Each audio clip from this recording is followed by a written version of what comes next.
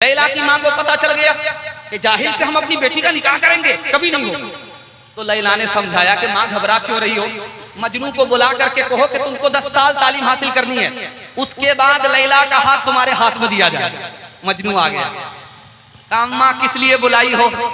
अब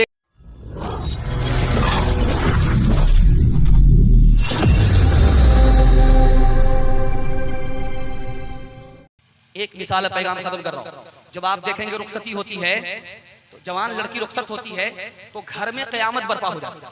इधर से नानी, उधर से दादी, इधर से रिश्तेदार, सब रोते, यहाँ तक के मगरमच्छ के आंसू बाराती भी बहाने लगते।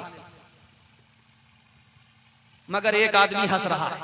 छोटा बच्चा बाप से पूछ रहा अब्बा हुजूर, सब तो रो रहे हैं, समझ में आ रहा, लेकिन एक आदमी हंस रहा। कहा बेटा कौन हंस रहा? कहे दूल्हा बाबू रुमाल मुंह पर रख करके हंस रहा। तौबा तौबा तौबा, बेटा घबराने की बात नहीं है, अभी तो रुखसती का मौका, हम लोग रो रहे हैं, जिंदगी भर इसी बदनसीब को रोना इसलिए हंस रहा है। ओ रोजुन का जो तुम आया देखते हो, ओ रोजुन का जो तुम आया देखते हो, जहां में उन्हें कामरा देखते हो, मुती उनका सारा जहां देखते हो, उन्हें बरतरज आसमां देखते हो। ये समरे हैं उनकी जवां मर्दियों के, नतीजे हैं आपस की हमदर्दियों के। ये समरे हैं उनकी जवां मर्दियों के, नतीजे हैं आपस की हमदर्दियों के। मुजाहिद साहब एक पैगाम सिर्फ 3 मिनट का सुनने के लिए तैयार हैं? दोनों हाथ उठा दीजिए इंशाअल्लाह। बस आखिरी पैगाम सुना रहा हूं। हजरत उमर ने अपनी बेटी को प्राइवेट में बुलाया, बुला करके कहा कि बेटी, एक बार शौहर को नाराज किया, नबी को नाराज किया, नबी ने तुम्हें तलाक दे दिया, मैंने तुम्हारी तरफ से माफी मांगी, तुम्हें माफ कर दिया। बेटी आइंदा नबी को नाराज मत करना, शौहर को नाराज मत करना, अगर मुझे पता चल गया तो उम्र भर में तुमसे बात नहीं करूंगा। बेटी आई, दोपहर का वक्त है, अल्लाह के रसूल का दरवाजा बंद है। पूछा कौन? तो कहा फातिमा। कहा क्यों आई हो मौका? काली से नाराज होकर के, काली से नाराज होकर के आ गई। मैं तुम्हारा बाप हूं, अली तुम्हारे शौहर हैं।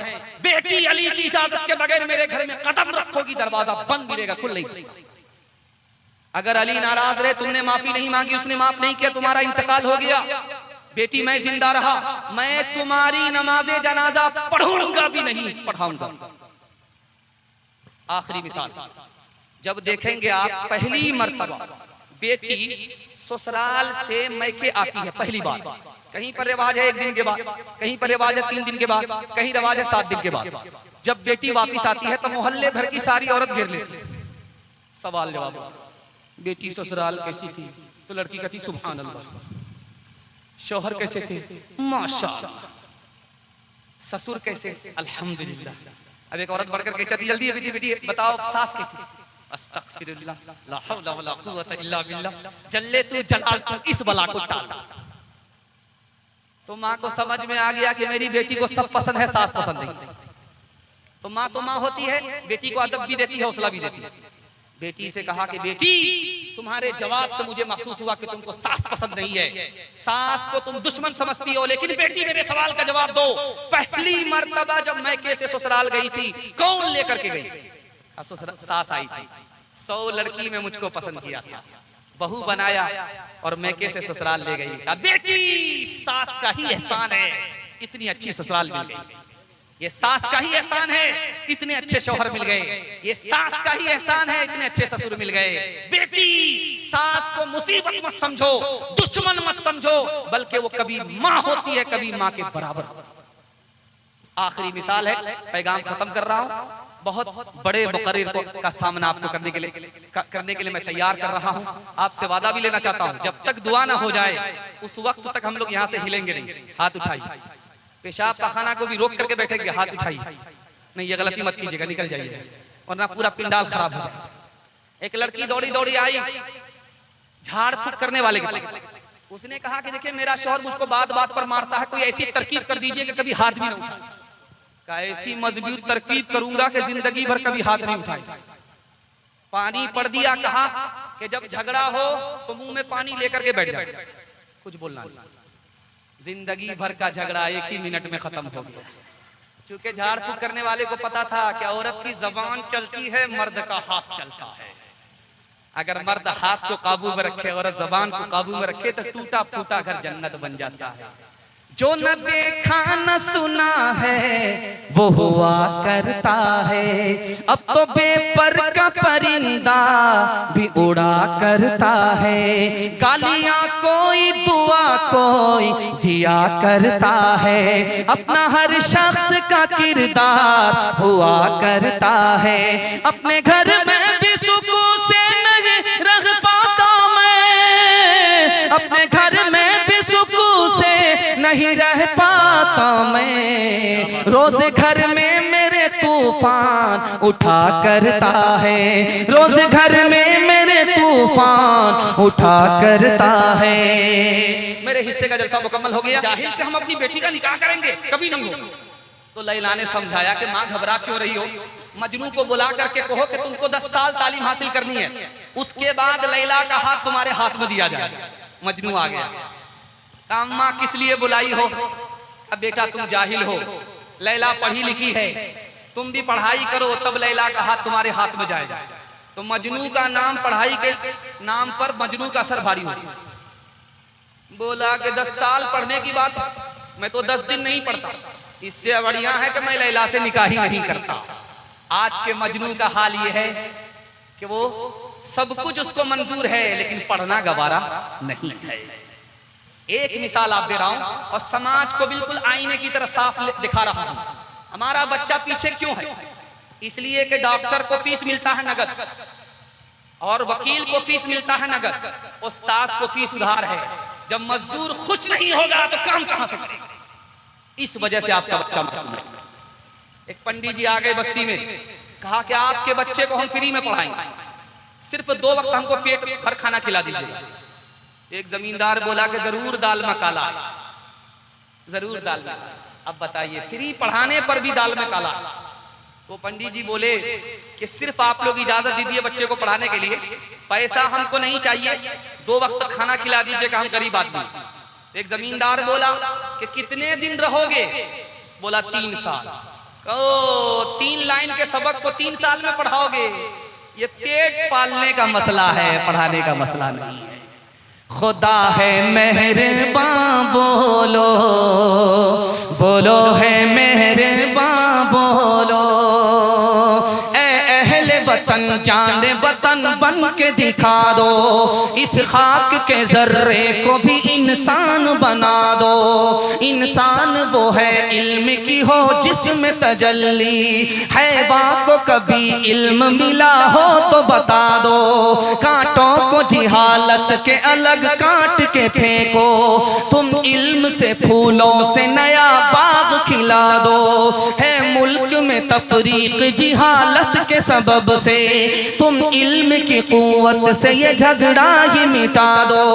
बे इल्म का जीना है, बे इल्म का जीना भी है एक किस्म का मरना। जैसे तने बेरू, जैसे तने बेरू, जला दो के दबा दो। खुदा है मेहरबान, बोलो बोलो है मेहरबान, बोलो। हाथ उठाइए, उस्ताद का फीस उदाहरण रहेगा, हाथ उठाइए इंशाअल्लाह। ये देखिए, एक तो हम हाफ पागल हैं कि 12 बज जाने के बाद बैठे, और आप लोग हमसे बड़े पागल हैं कि आप भागने का नाम ही नहीं ले रहे। ध्यान से सुनिएगा, जवानों के हवाले से आखिरी पैगाम, उसके बाद माँ बहनों तक पहुंचूंगा, मेरे हिस्से का जलसा मुकम्मल हो जाएगा। पर्ची आ भी गई है और मैं इशारा कर भी चुका हूं, लेकिन लोग इशारा आप नहीं समझ रहे, लोग अब इशारा नहीं समझ रहे। ध्यान से सुनिएगा, सिर्फ 2 पैगाम बाकी रह गए हैं, मेरे हिस्से का जलसा मुकम्मल हो रहा। मैं अपने जवान को मसनद रसूल पर बैठ करके कह रहा हूं, आप 1 साल दारू छोड़ करके दिखाओ, 10 साल के बराबर आपको तरक्की होगी, गारंटी है। 1 साल आप दारू छोड़ दीजिए, 10 साल के बराबर तरक्की होगी। हाथ उठा करके हमारा जवान मेरे पैगाम को कबूल करे, हाथ उठाइए। बूढ़े लोग गलती से हाथ मत उठाइएगा, आप लोग दोबारा जवान होने वाले नहीं। आपके घर में कच्चा अंडा होता, कच्चा अंडा लीजिए, उसको गिलास में तोड़िए जिसमें दारू है, थोड़ी देर छोड़ दीजिए, वो अंडा इस तरह टाइट हो जाएगा जैसे उबला हुआ अंडा। अब गौर कीजिए, अक्लमंद आदमी, आपके लिए इशारा काफी है, जो गिलास की गिलास शराब अंदर जाएगी, सकड़ी का क्या हाल होगा।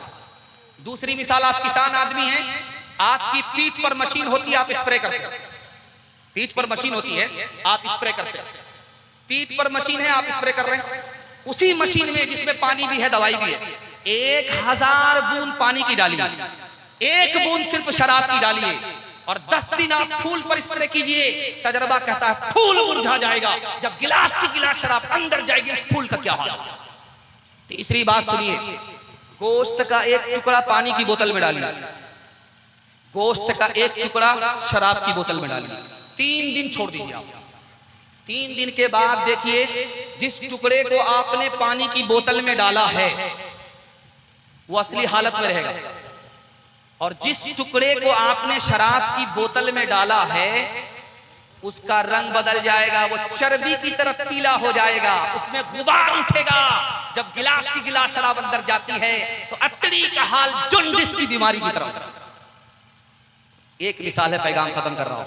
हाथ उठा करके वादा कीजिए, न शराब पिएंगे न किसी को पिलाएंगे, हाथ उठाइए। दूसरा पिलाए तो छोड़ेंगे नहीं, हाथ उठाइए। खैर, माशाअल्लाह। एक चपरासी था, उसका नाम रशीद था। उससे मालिक ने कहा कि तुम दारू पीने की वजह से चपरासी हो, अगर तुम दारू छोड़ देते तो तुम डायरेक्टर बन जाते। वो बोला मुझे क्या फर्क पड़ता, दारू पीने से पहले मैं चपरासी हूं, लेकिन जब दारू में चढ़ा लेता हूं, सर पर नशा चढ़ता है, तो मैं अपने आप को मुल्क का वजीर आजम समझता हूं, चपरासी कहां समझता हूं। जो अक्ल खरीदी की है खोटी, इसने अच्छे अच्छों से छीनी है रोटी, इसने अच्छे अच्छों से छीनी है रोटी, इसने मस्तों पे शराफा का मस्ती लाई, पतलून को कर दिया लंगोटी, इसने पतलून को कर दिया। मर्दों के हवाले से पैगाम मुकम्मल, औरतों के हवाले से सिर्फ 2 पैगाम। 5 मिनट में मेरे हिस्से का पैगाम मुकम्मल। हाथ उठा करके वादा कीजिए, इंशाअल्लाह औरत को सर पर बिठाएंगे। सर पर मत बिठाइएगा, हुकूमत चली जाएगी। ध्यान से सुनिएगा, जल्दी से निकल जाएगा। अल्लाह के रसूल ने कहा मर्द से कि औरत की कुर्बानी तुमसे ज्यादा है। कि या रसूल अल्लाह, कमाते हम हैं, पसीना हमारा छूटता है, तो रानी की तरह घर में बैठी रहती है, इसकी कुर्बानी कैसे ज्यादा है। तो अल्लाह के रसूल ने समझाया कि तुमसे अगर शादी से पहले कहा जाता शादी करोगे, माँ बाप को छोड़ना पड़ेगा, खानदान को छोड़ना पड़ेगा, तो कुमारे रह जाते, शादी नहीं करते। अरे कुर्बान जाओ इस औरत पर कि तुमसे क्या शादी किया, घर को भी छोड़ा, खानदान को भी छोड़ा, इसकी कुर्बानी का लिहाज रखना तुमसे ज्यादा। एक आदमी हजरत उमर के पास आया बीवी की शिकायत लेकर के, शिकायत तुम्हारी भाड़ में जाए, बीवी का 4 एहसान तुम्हारे ऊपर, उसको याद रखोगे, कभी शिकायत नहीं करोगे। वो तुम्हारे वास्ते खाना पकाती है, गर्मी में पसीना छूटता, मिर्ची की लहर नाक से पास होती है, कान से निकलती है, अगर